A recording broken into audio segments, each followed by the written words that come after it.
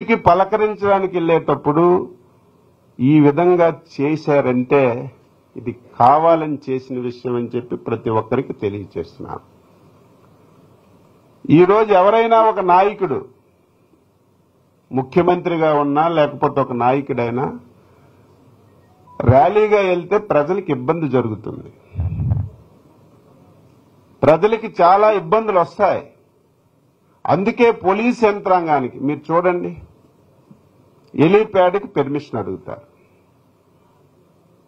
మీరు ఏ స్పాట్కి వెళ్తారో ఆ స్పాట్కి 100 మీటర్ల దూరంలో మేము హెలీప్యాడ్కి పెర్మిషన్ ఇస్తాం, మీరు పెట్టుకోండి అంటే ఆ 100 మీటర్ల దూరంలో హెలీప్యాడ్కి ఒప్పుకోరు. మాకు 6 కిలోమీటర్ల దూరంలో కావాలి, అక్కడి నుంచి ర్యాలీగా రావాలి, మనుషుల్ని రఫ్రఫా కోసుకొని రావాలి. ఒక ప్లాన్డ్గా గత 4-5 సంఘటనలు కూడా మనం చూశాం.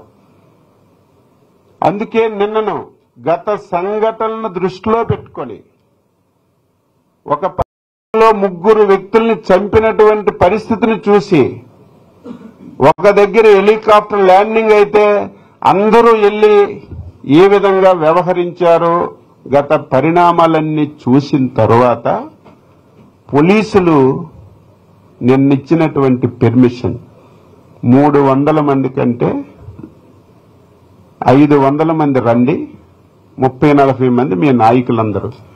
ఈ రోజు ముఖ్యమంత్రి గారు జిల్లాల పర్యటనకు వచ్చినా మేము 10-15 మందిమే హెలీప్యాడ్ దగ్గరికి వెళ్తున్నాం.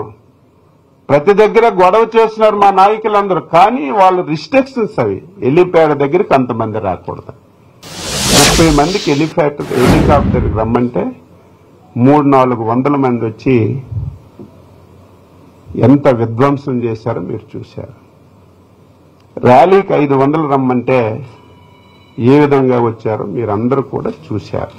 ఇవన్నీ పక్కన పెట్టి ఇప్పుడు వ్యవహరిస్తున్న వ్యక్తి సామాన్యమైన వ్యక్తి కాదు.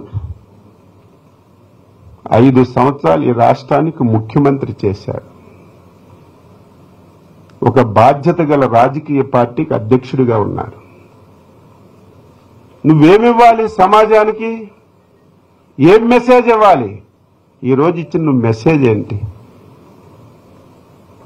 ఈ రాష్ట్రాన్ని పూర్తిగా చిన్నాభిన్నం చేయాలని ఒక క్రిమినల్ ఆలోచనతో, ఒక సెట్టింగ్తో ఇటువంటి పర్యటనలు చేసి విఘాతం కలిగిస్తున్నారు. ఓకే, అక్కడికి వెళ్ళాం.